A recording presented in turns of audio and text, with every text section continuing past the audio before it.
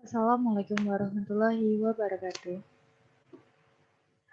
Baiklah, saya Feby Lestari. Saya akan mempresentasikan tentang hakikat sila.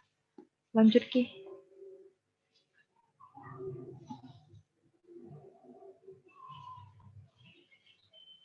Pancasila sebagai ideologi bangsa dan negara. Menurut Dewantara, Pancasila merupakan ideologi bangsa, jati diri bangsa, fondasi bagi bangsa Indonesia.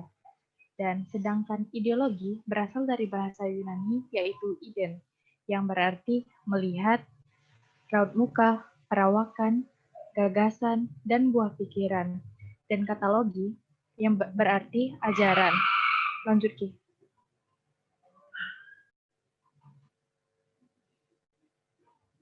Dan ada juga fungsi ideologi. Fungsi ideologi adalah 1. Sebagai sarana untuk memformulasikan dan mengisi kehidupan manusia secara individual. Kedua, sebagai jembatan pergeseran kendali kekuasaan dari generasi tua menuju generasi muda.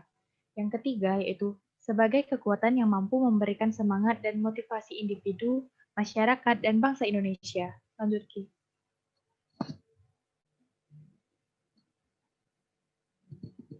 Ciri-ciri ideologi: 1. Mempunyai derajat yang tertinggi.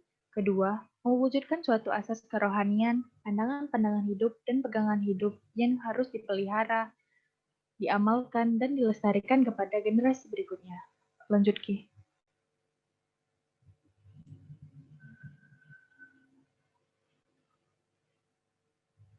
Pancasila sebagai ideologi terbuka dan tertutup. Secara harfiah, Pancasila sebagai ideologi terbuka yaitu berbagai konsep dari ideologi lain, terutama ideologi liberalisme, seperti hak asasi manusia, pasar bebas, mayoritas tunggal, dualisme pemerintahan, serta konsekuensi logis sistem operasi liberal, tanpa pelarangan yang sistematis. Nilai itu dianggap dan diperlakukan sebagai konsep yang intern dalam ideologi Pancasila. Dan ideologi tertutup merupakan ajaran atau pandangan dunia atau filsafat yang menentukan tujuan-tujuan dan norma-norma politik dan sosial. Lanjut, Ki.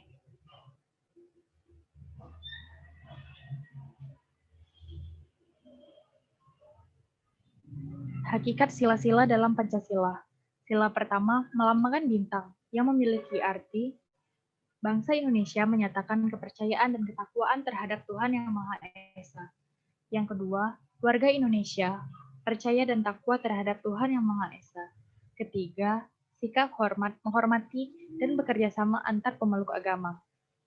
Keempat, mengembangkan sikap saling menghormati kebebasan menjalani ibadah sesuai agama dan kepercayaan masing-masing. Kelima, tidak memaksakan suatu agama dan kepercayaan terhadap Tuhan Yang Maha Esa. Lanjut, Ki.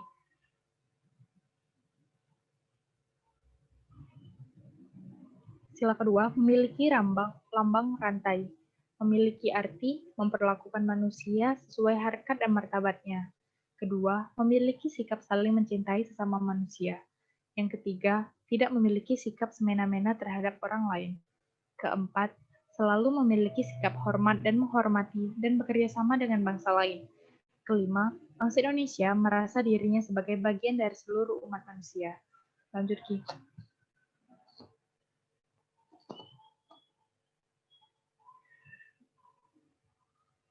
Sila ketiga melambangkan pohon beringin yang memiliki arti mampu menempatkan persatuan kesatuan serta kepentingan dan keselamatan bangsa dan negara sebagai kepentingan bersama di atas kepentingan pribadi. Yang kedua, yaitu sanggup dan rela berkorban untuk kepentingan negara dan bangsa apabila diperlukan. Yang ketiga, mengembangkan rasa cinta kepada tanah air dan bangsa. Keempat, memiliki sikap rasa kebanggaan, kebangsaan, dan bertanah air Indonesia. Yang kelima, memelihara ketertiban dunia yang berdasarkan kemerdekaan, perdamaian abadi, dan keadilan sosial. Lanjut, Ki.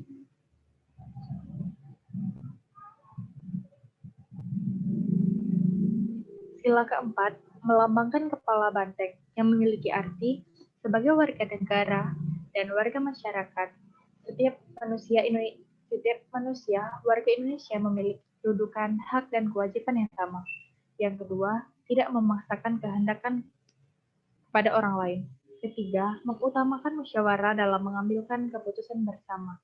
Keempat, musyawarah untuk mencapai mufakat bersama. Dan kita harus juga menghormati pendapat orang lain. Lanjut, Ki.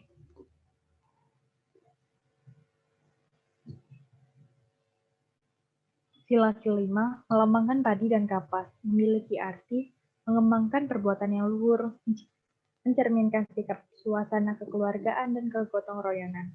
Kedua, tertanam sikap adil terhadap sesama.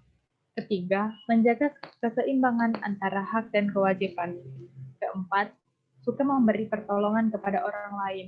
Kelima, tidak menggunakan hak milik untuk bertentangan atau merugikan kepentingan umum. Lanjut, Ki. Hubungan agama dan Pancasila. Hubungan agama dan Pancasila adalah hubungan yang sangat menguatkan. Pancasila dapat dipahami dengan 3 tatanan. Yang pertama yaitu nilai dasar. Nilai dasar yaitu sesuatu yang bermutu, berharga, dan ada kualitasnya, dan berguna bagi bangsa Indonesia. Yang kedua, nilai instrumental. Nilai instrumentar yaitu yang menjadi pedoman dalam pelaksanaan nilai-nilai dasar. Yang ketiga yaitu nilai praktis. Nilai praktis merupakan nilai yang bahan ujian apakah nilai dasar dan instrumental sungguh hidup dalam masyarakat atau tidak. Lanjut, Ki.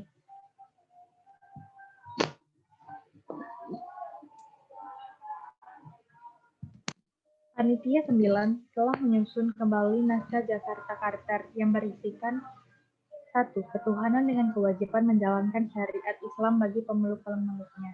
Kedua, kemanusiaan yang adil dan beradab. Ketiga, persatuan Indonesia. Dan 4, kerakyatan yang dipimpin oleh hikmahisanaan dalam permusyawaratan perwakilan. Yang kelima, keadilan sosial bagi seluruh rakyat Indonesia. Lanjut, Ki.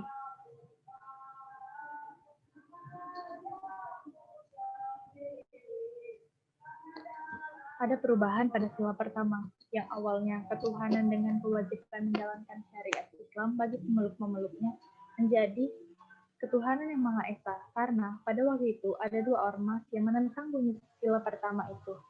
Dan karena itu tuh menyadari bahwa jika syariat Islam diterapkan, maka secara tidak langsung menjadikan Indonesia sebagai negara Islam yang utuh. Maka hal itu dapat memojokkan umat beragama lainnya. Lanjut, Ki.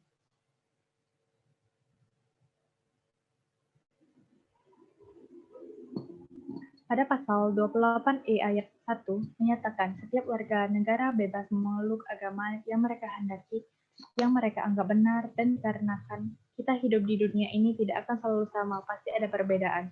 Jangan sampai dikarenakan kita berbeda agama menimbulkan perpecahan, karena itu merugikan bangsa dan negara.